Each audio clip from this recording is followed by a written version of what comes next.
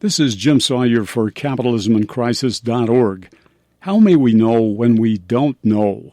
Science is a process of determining what is reality objectively, screening in what is true and screening out that which is not. Therefore, it can be used to eliminate false propositions about the way in which the world actually works. Two types are of interest here, although the latter is more religion than science, and therefore does not permit falsification. More on subjective propositions in a moment. Regarding scientific ones, it might be asserted, for instance, the cat is on the mat. If a cat enters the room and lays down on the mat, then the proposition is sustained scientifically. Pretty straightforward, really. Of course, if no cat appears on the mat as expected, then the proposition is invalidated. Simple science, simply explained. Few economic propositions are this straightforward, of course, and tend in the direction of murkiness and complexity. Even so, it is best to structure economic inquiry scientifically rather than subjectively whenever possible. Especially, it is crucial to acknowledge we don't know, in fact, when we do not know objectively.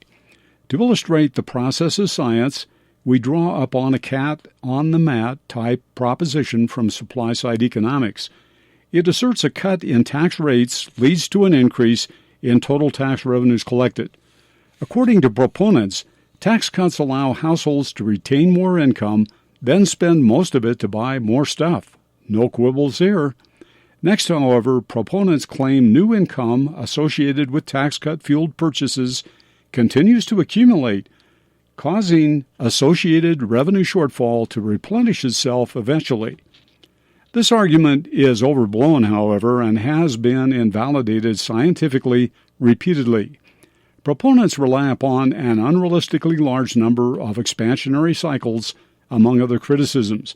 Therefore, their faithfully held proposition that tax cuts pay for themselves is misleading. Too often, politically motivated advocates on propositions such as this fail to relinquish their invalidated claims. Instead, losers may protest vociferously, for instance, against what they view as sloppy science by biased liberal researchers. Unfortunately, when subjective belief takes precedence above objective inquiry, then policy debates within Congress and other civic spaces risk becoming mere self-congratulatory shout-down matches. So let's move on to the second class of propositions that are innately subjective. An example is the assertion that God lives. According to philosopher of science Karl Popper, due to their ultimate subjectivity, propositions such as God lives cannot be invalidated. Therefore, neither can they be validated objectively. Instead, they remain only within the realm of belief. As an illustration, consider the subjective laissez-faire proposition, the economic world operates in an orderly manner. It is of limited usefulness because it imposes a belief requirement upon adherents in which religion-like faith preempts objectivity. So here's the conclusion. In our highly conflicted political environment, it is disrespectful, I believe, for advocates to foist subjective views upon others, particularly in important civic spaces, including Congress. Better to acknowledge up front the religious nature of one's commitment.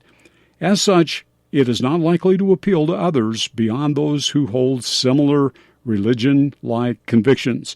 From Boulder, Colorado, this is Jim Sawyer for Capitalism.org.